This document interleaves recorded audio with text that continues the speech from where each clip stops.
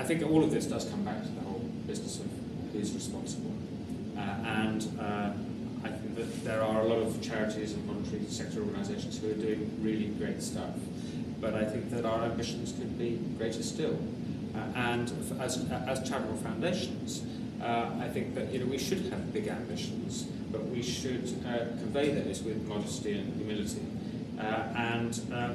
In respect of the relationship between foundations and the big society or the state, I think it's an area which government really hasn't properly explored. They think of philanthropy being, the focus of their philanthropic work being about growing philanthropy, encouraging a larger number of private donors to give generously of their wealth, rather than the effective management of what we've already got, which is quite a rich and mature infrastructure.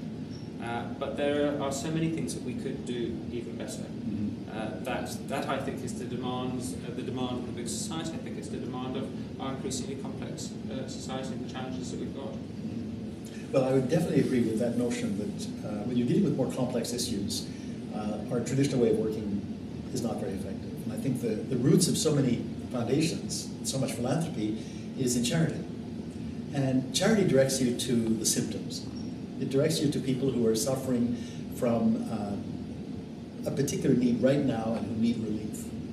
And I think a lot of charitable work and a lot of foundation work has gotten stuck in trying to respond to that immediate need. It's valid, of course. There's always an important role for charity. But if you're looking a bit more long term, and particularly if you're looking at what are the comparative advantages of foundations? I mean, surely it's to go beyond the immediate symptoms to see if we can address causes. And there may be a perception that this is something that large foundations with a lot of resources, staff, etc., that they're uniquely suited to do. But for a small organization, perhaps with no staff, it's just not realistic to think that they're going to be able to focus on long-term causes and so on. And I would dispute that, because I think the real question is, what kind of impact do you want to have? If it's to palliate immediate problems, well then of course, the grant given on the basis of need is perfectly adequate.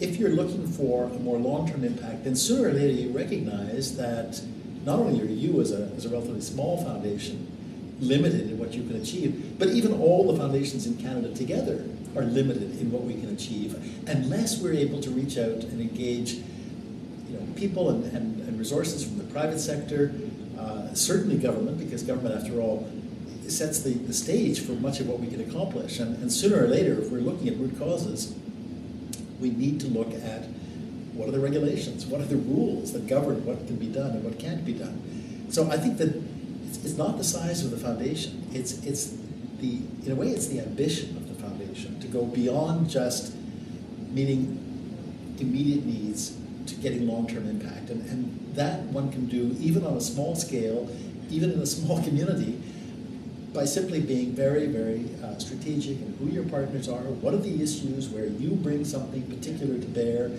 what are your contacts in the community, what is your knowledge base, what are all the assets you have, not just the grants you make.